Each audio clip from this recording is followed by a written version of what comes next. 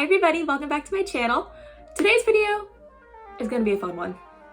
So remember back in 2020 during the height of the pandemic, I made a comparison series on my channel. I played Debussy Syrinx on flute, alto flute, and bass flute and compared how it sounded on each flute. Well, I present to you today another comparison video. This time I will play a solo, or excerpts of a solo, and compare it between my very first flute versus my current flute. So as you know, I've been playing the flute for the last 14 years, and it's been a wonderful 14 years. And today I am bringing out the OG flute that started my whole career and compare its abilities to my current flute that I have today. So before I play the flutes, let's talk about the flutes first. Okay, so here is the OG flute. This is the flute that I began my musical journey with. This is the one that started it all. So this is an Armstrong 104 flute. It's entirely nickel plated, so body, head joint, mechanism is all nickel. And it's got the basic necessities. It's got closed holes and a C foot joint. So it's a very basic beginner model. This is actually a family heirloom, as this was the flute my mother got when she was 11 years old. She played the flute in 6th grade and then stopped after a year because it wasn't really her thing. Well, it's a good thing they held on to it, because guess who inherited it? Me. And so this was a flute I first played when I started band in 5th grade. And I played on this flute from 5th grade, 6th grade, and half of 7th grade before I upgraded to an Azumi 3000. And then this flute came back to my possession when I joined marching band in high school. So this was my marching flute as well. And she has stood the test through weather and buses and all of the elements. But after marching band, she hasn't seen the light of day since. I remember when I got this flute, I did name it, because, you know, I name all my instruments. So I named her Fiona because at the mindset of a 10-year-old, it was a name that began with an F, so easy. And I have not played this flute since senior year of high school, so let's play her.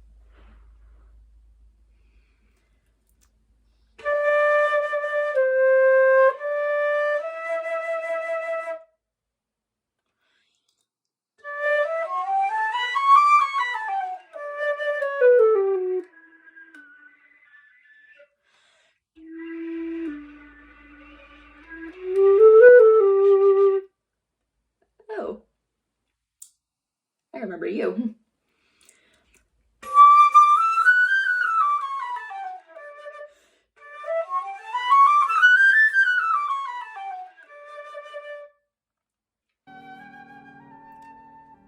Okay. Now I remember what it was like to play you, and it's something. From what I can say first notice, some of the notes still speak. Others, not so much. But I can definitely say it's taking a lot of effort to make a good tone on this flute. Middle register, for the most part, can speak. High register, not as well, but can still speak. Low register, can't speak at all. And I remember once upon a time in Hollywood, it could speak at one point. But apparently not so much anymore. So that's fun. Okay, so before we play the excerpts, let me give a little spiel on my current flute. And here she is. This is my beautiful current flute that we all know and love. This is my lovely Miyazawa Heavywelled 602 flute. And she is quite an upgrade. She's got the .956 silver head joint with a 14K gold riser. She's got sterling silver body and mechanism. She's got C-sharp trill key, the D-sharp roller. She's got open hold keys and a B foot joint. And I got her when I was 18 during my freshman year at UNT, during my bachelor's. And I named her Fantasy for something beautiful and fairy tale-esque. And I've been performing on her ever since. So a little review of how she sounds.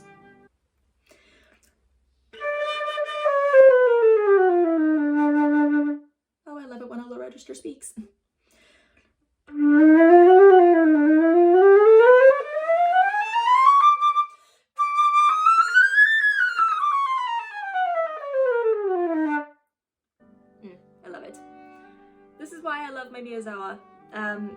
she creates beautiful tone colors and full body in each of the register, which I love so much. I love my flute so much. I would never trade her for the world. Okay, so now that we've talked about each flute, let's go ahead and compare some excerpts on each flute.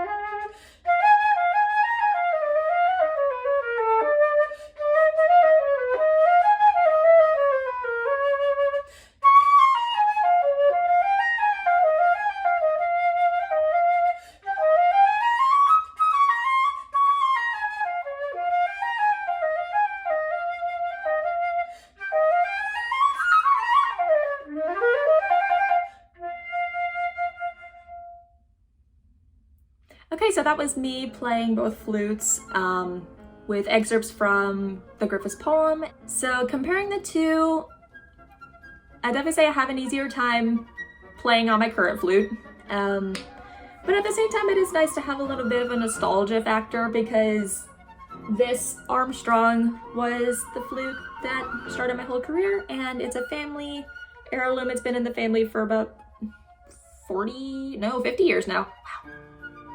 Been a while.